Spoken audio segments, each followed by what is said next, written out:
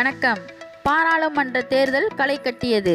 நாம் தமிழர் கட்சியின் ஒருங்கிணைப்பாளர் சீமான் அவர்கள் பல பகுதிகளுக்கு நேரில் சென்று மேடையில் பரப்புரையாற்றும் போது சீமான் கேட்கும் பல்வேறு கேள்விகளுக்கு எந்த கட்சி தலைவர்களும் முறையான பதில் கூற இயலாது. அந்த அளவிற்கு அனைத்து கட்சி தலைவர்கள் செய்யும் அநியாயத்தை பொதுமக்களிடையே சுட்டிக்காட்டுகிறார். பிஜேபி நிற்கிற 5 இடத்துல போடாதுன்னு தானே சொல்லணும். பிஜேபி தோக்கடின்னு தானே சொல்லணும். சீமானுக்கு நாம் தமிழருக்கும் போட்டாத போட்டால் பிஜேபி வந்துரும்னா இப்படி உன் வீட்டில் சுவிட்சை போட்டால் என் வீட்டில் போட்டா விளக்குறீங்க. அயோக்கிய பிள்ளைனா எப்படி விளக்குறீங்க? என்ன மாதிரி அணுகுமுறை? பயந்து நடுங்கிறது. பார்த்து படிக்கும்போதே 10 வார்த்தை தப்பாக இருக்குது. இதில் என்ன நீங்கள் இதில் என்ன இருக்குது? ஆக போடாமல் ஸ்டாலின் ஒரு வார்த்தை பேச சொல்லு. ஆக ஆக என்ன நீ என்னது? 5 மணி நேரம் 6 மணி நேரம் எழுதி வச்சு படிக்காமல் மக்களின் பிரச்சனையை நான் பேசுகிறேன். நீ 10 நிமிஷம் பேசிட்டு இறங்கிருங்க பார்ப்போம். சொல்லுங்க. நீங்க முக ஸ்டாலின் கிடையாது, ஆகா ஸ்டாலின். நீங்க ஆக ஆக என்ன ஒரு கூட்டணி வச்சு எல்லாம் பாரதிய ஜனதா முத இங்க கூட்டி வந்தவன் யாரு? நீங்க தானே. கதவை திறந்து உள்ள விட்டவன் யாரு? எந்த அயோக்கிய பைய? நீங்க தானே. அவன் கொண்டு வந்தான்ல 10 விழுக்காடு பொருளாதார அடிப்படையில் இடஒதுக்கீடு. ஏன் எதிர்க்கல?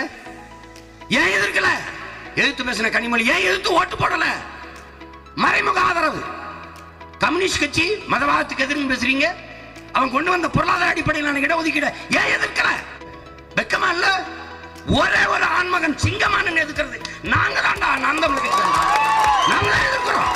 ஆனா 5 இடத்துல நேருக்கு நேர் நின்று மோதுற ஒரே கட்சி நாம் தமிழர் கட்சி தான், பிஜேபியோட. இவங்களை ஒழிக்கணும். காலங்காலமாக ஏமாற்றி பொய் சொல்லி அரசியல் செஞ்சு பழகியவர்கள் இப்போது இப்படி வீடு போய் உட்காந்து நாம் தமிழருக்கு போட்டாதீங்க. உங்க ஆட்சியின் சாதனையை சொல்லி நேர்மையை சொல்லி எங்களுக்கு ஓட்டு போடுங்கன்னு கேளுங்க. அதான் அணுகுமுறை, அதான் சரியானது. அவனுக்கு போட்டாதேன்னு என்ன அர்த்தம்?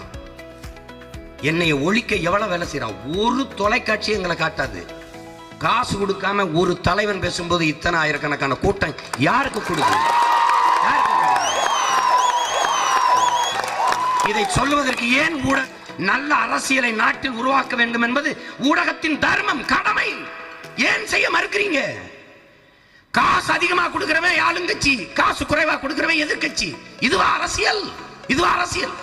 இதுக்காக எங்க பாட்டன் வாவுசி செக்கிழுத்தான். இதுக்காக என் முன்னோர்கள் தூக்குல தொங்குனாங்க. தீரன் சின்னமலையும் மருதுவாண்டியும் போராடி தூக்குல தொங்குது. இதற்கா? காசை கொடுத்து வாக்கை வாங்குகிறவன் என்ன நேர்மையில் மக்களுக்கு சேவை செய்வான்? எப்படி? ஒருத்தன் காட்டுறதில்ல, ஒரு தொலைக்காட்சி போடுறதில்ல. நான் போட்டிடுவதன் சொல்றதுக்கு உனக்கு என்ன பயம்?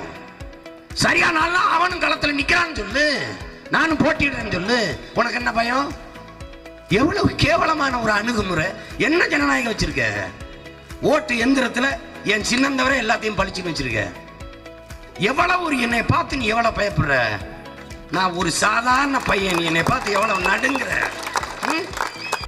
எதிர்வரும் தேர்தலுக்காக பொதுமக்களிடையே சீமான் பரப்புரையாற்றும் போது 40 வருடத்திற்கு மேலாக திமுக மற்றும் அதிமுகவுக்கு வாக்கு செலுத்தியவர்கள் கூட சிந்திக்க தொடங்கிவிட்டனர். காரணம், தேர்தல் காலங்களில் மட்டும் கட்சி தலைவர்கள் பொதுமக்களுக்கு வாரி வழங்கும் வாக்குறுதிகள் தேர்தலில் வெற்றி பெற்று பதவிக்கு வந்தவுடன் தேர்தல் காலங்களில் வழங்கிய வாக்குறுதிகள் காற்றோடு காற்றாக மறைந்து விடுகின்றது. இதனை தெரிந்து கொண்ட பொதுமக்கள் இந்த முறை ஒரு மாற்றத்திற்காக நாம் தமிழர் கட்சி வேட்பாளர்களுக்கு வழங்கப்பட்ட விவசாய சின்னத்திற்கு தான் எங்கள் வாக்கு என்று தொடர்ந்து ஆதரவு பெருகிக் கொண்டே வருகிறது. நம் நாடு செய்திகளுக்காக கனிமொழி.